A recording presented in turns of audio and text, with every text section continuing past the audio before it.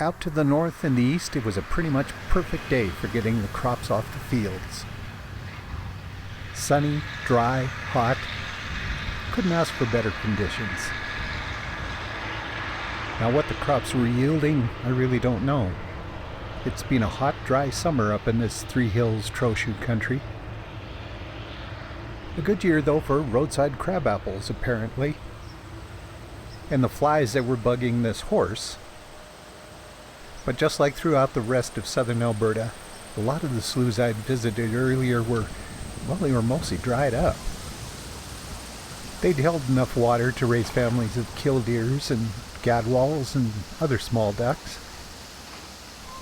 But though most of them were pretty dry, there was one slough that I'd been to a couple of months ago that still had some water. And there were lots of little wading birds there.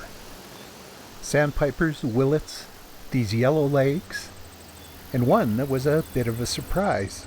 This is the furthest north I've ever seen a bald-faced ibis. Goldfinches, sure, I've seen them. Didn't expect to see them right here, but I've seen them. But this ibis, it surprised me. They're fairly common on the sloughs further south, but I've never seen one up here on the edge of the parkland before. Pretty cool. But not as cool as this guy. I love turkey vultures. I know they don't have the most handsome face, but look at those wings. I get a little bit excited every time I see one. Or two, as it turned out. Maybe it's because they're, a little bit of a rarity. We don't see them that often, but I just love these guys. The combines kept churning through the fields, but I got distracted by all the fall color. It hasn't really taken hold yet, but at places like Dry Island, Buffalo Jump, it is turning. The leaves are starting to get a little bit bright. But there is still a lot of green here in the Red Deer River Valley, until you start looking into the undergrowth among all those big cottonwoods. Then there's color everywhere. The small stuff is always the first to change. The roses, the saskatoons, the chokecherries, and of course the grasses. I love how the grass transitions. It's gorgeous.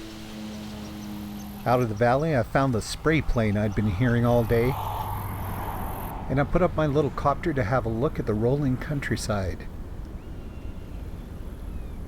The aspens here are still green, but in a couple more weeks, it's going to be gorgeous. Just like this day had been. It had felt like midsummer, hot and dry. But it actually is mid-September, and there's a bit of a rush to get the crops off the field, especially with rain about to fall.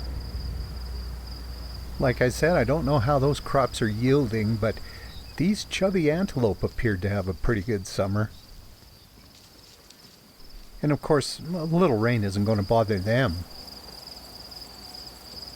But that storm was moving in pretty quickly, and it put an end to both the combining and my day. Turkey vultures, an ibis, chubby antelope, and rain. A perfect day to the north and the east.